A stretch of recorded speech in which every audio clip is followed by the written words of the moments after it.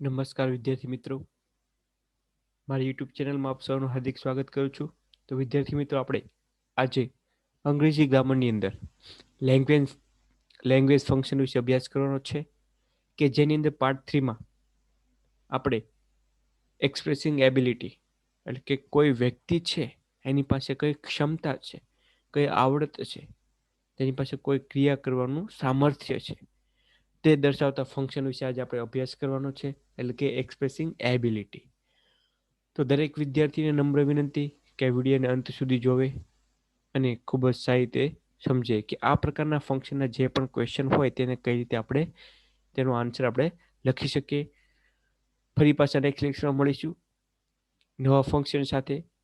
તથા જો તમને અમારા વિડીયો ગમતા હોય તો લાઈક કરો, શેર કરો, કોમેન્ટ કરો અને અમારી ચેનલને સબસ્ક્રાઇબ કરવાનું ભૂલશો નહીં. તો ચાલો વિદ્યાર્થી મિત્રો, આજે આપણે પાર્ટ 3માં એક્સપ્રેસિંગ એબિલિટી વિશે આપણે અભ્યાસ કરવાનો છે. તો ચાલો આજના લેક્ચરની શરૂઆત કરીએ. તો જોઈએ કે જ્યારે તમને આ પ્રકારનું ફંક્શન આપેલું હોય તો એની અંદર વપરાતા જે એલિમેન્ટ્સ એટલે કે તત્વો છે તેનો ઉપયોગ કરીને આપણે કઈ રીતે સેન્ટેન્સ બનાવી શકીએ, આ ફંક્શનને આપણે સમજીએ અને તેને આધારિત જે પણ ક્વેશ્ચન હોય તેનો આપણે ખૂબ જ સારી રીતે આન્સર લખતા શીખીએ. તો જોઈએ કે આ ફંક્શન સામર્થ્ય દર્શાવવા માટે વપરાય. સામર્થ્ય એટલે કે કોઈ વ્યક્તિ છે તેની પાસે ક્રિયા કરવાની કોઈ આવડત છે, તે ક્રિયા કરી શકે છે, તે કાર્ય કરી શકે છે તેવું દર્શાવવા માટે વપરાય. આ ઉપરાંત આ ફંક્શનની અંદર લેંગ્વેજ એલિમેન્ટ તરીકે કેન અને કુડ વપરાય છે.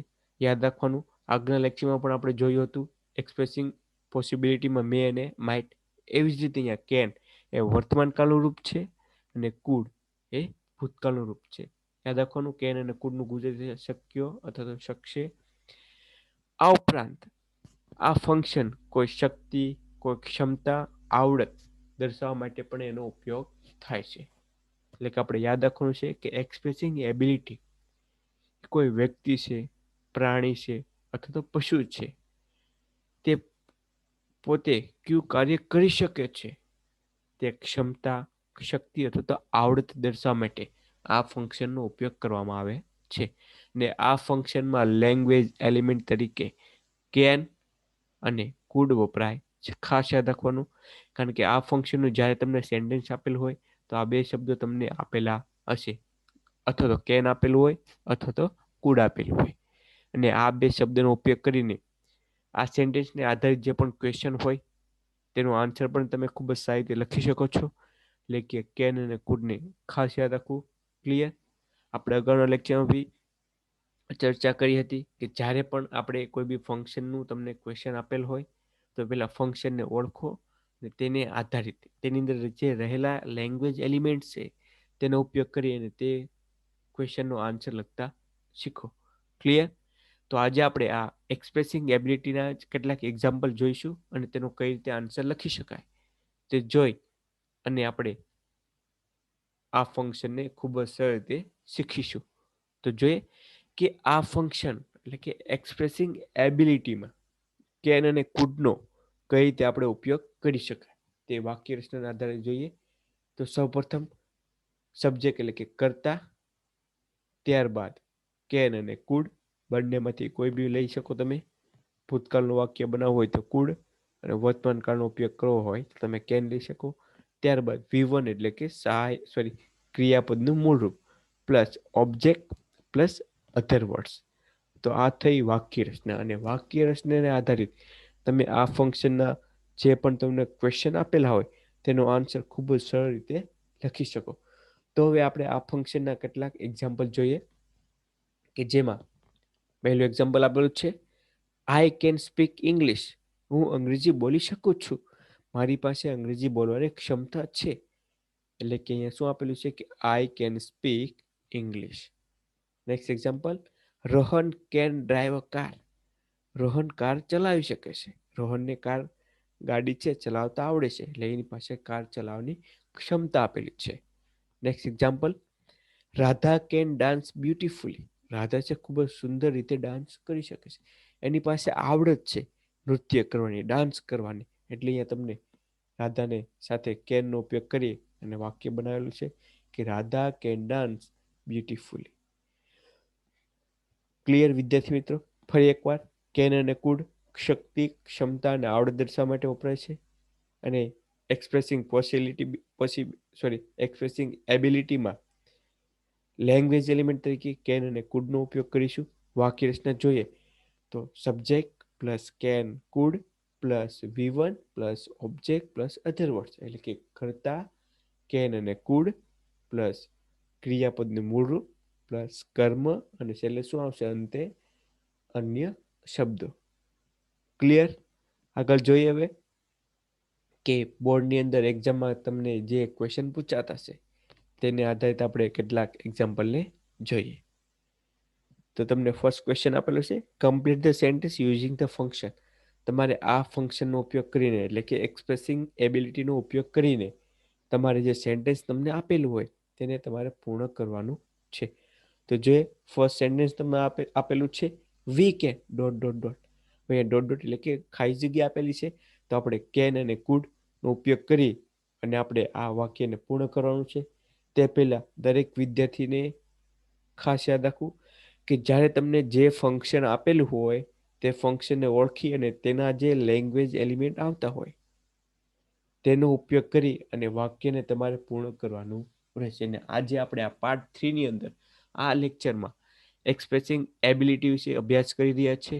તો એક્સપ્રેસિંગ એબિલિટી એટલે કે ક્ષમતા દર્શાવે છે કે જેની અંદર આ ફંક્શનમાં આપણે કેન અને કુડનો ઉપયોગ કરીશું. એટલે કે આ વાક્યને, આ જે ક્વેશ્ચન આપેલું છે સેન્ટેન્સ, તેને પૂર્ણ કરવા માટે આપણે કેન અથવા તો કુડનો ઉપયોગ કરીશું. તો જોઈએ કઈ રીતે થાય. વી કેન, તો લખી શકો તમે, we can swim very well. હું ખૂબ જ સારી રીતે તરી શકું છું. Clear? Next example, he can. તો જોઈએ વાક્ય કઈ રીતે બને. He can hit 6 on every ball. તે દરેક બોલ ઉપર 6 મારી શકે છે. તેની પાસે દરેક બોલને 6 મારવાની ક્ષમતા છે. તો ક્લિયર? જોઈએ આગળ, આઈ કેન. તો આન્સર જોઈએ આપણે તેનો, I can shot 3 arrow at the time.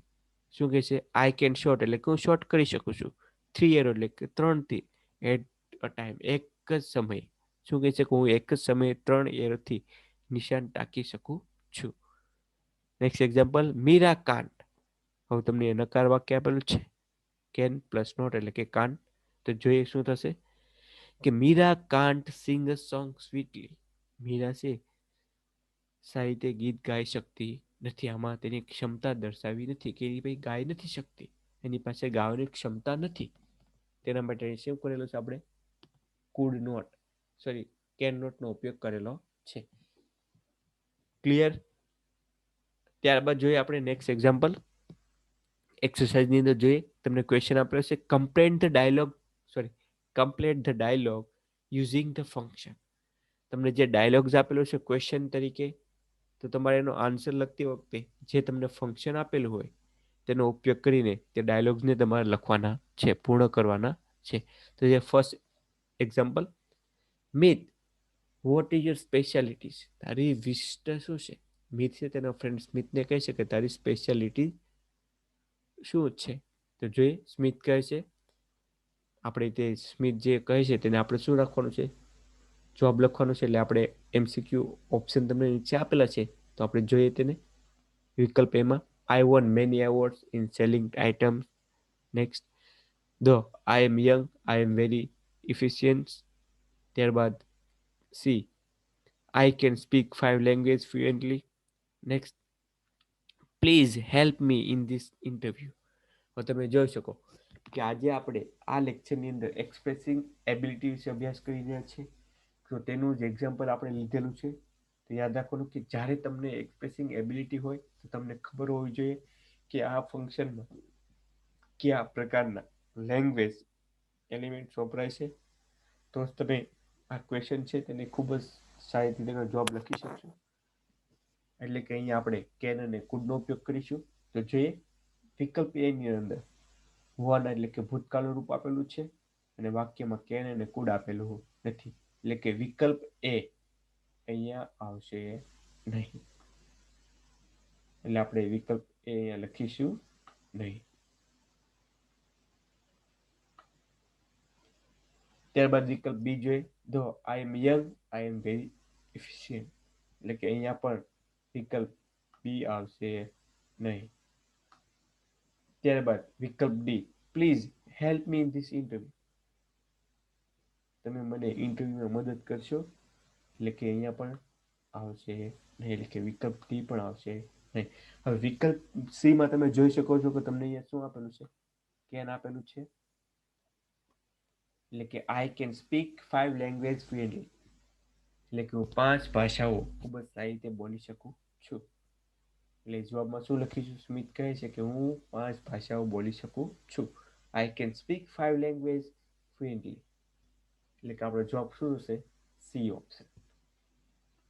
ત્યારબાદ જોઈએ નેક્સ્ટ એક્ઝામ્પલ, કે તેની અંદર કઈ રીતે ક્વેશ્ચન તમને આપેલો છે તો જોઈએ.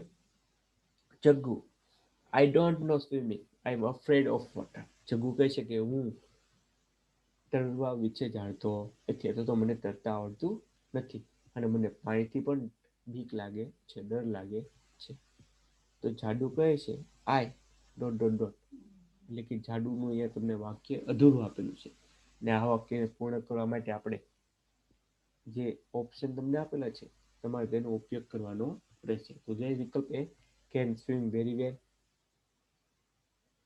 એમ a fat and round man, never like swimming, D should help you. તો તમે 4 MCQ જે વિકલ્પ તમને આપેલા છે તમે તેને જોઈ શકો છો. તો આપણે વિકલ્પ ડી અહીંયા આવશે નહીં, કારણ કે અહીંયા આપણે આ ફંક્શન આપેલું છે એક્સપ્રેસિંગ એબિલિટી, કે તેની અંદર હંમેશા કેન અને કુડ વપરાય છે. અહીંયા તમને શુડ આપેલું છે એટલે તે આવશે નહીં. ત્યારબાદ નેવર લાઈક સ્વિમિંગ, તે પણ અહીંયા આવશે નહીં, એટલે હું મને ક્યારેય તરવાનું ગમતું નથી, એટલે કે વિકલ્પ સી પણ આવશે નહીં.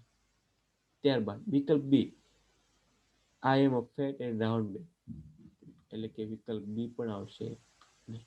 હવે તમે જોઈ શકો કે વિકલ્પ એની અંદર તમને કેન આપેલું છે,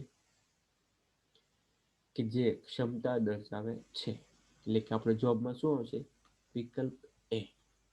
જાડુ, I can swim very well, હું ખૂબ જ સારી રીતે તરવાનું જાણું છું, તરતા આવડે છે, અને ખૂબ જ સારી રીતે તરી શકું છું.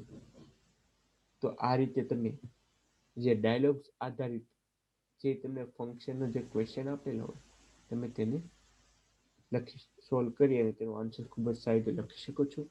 ત્યારબાદ જોઈએ next example, Rahul what are you good at, Rani, sorry તમને સ્પેલિંગ મિસ્ટેકમાં રાનીના સ્થાને તમને મેહુલ આપેલું છે, બરોબર.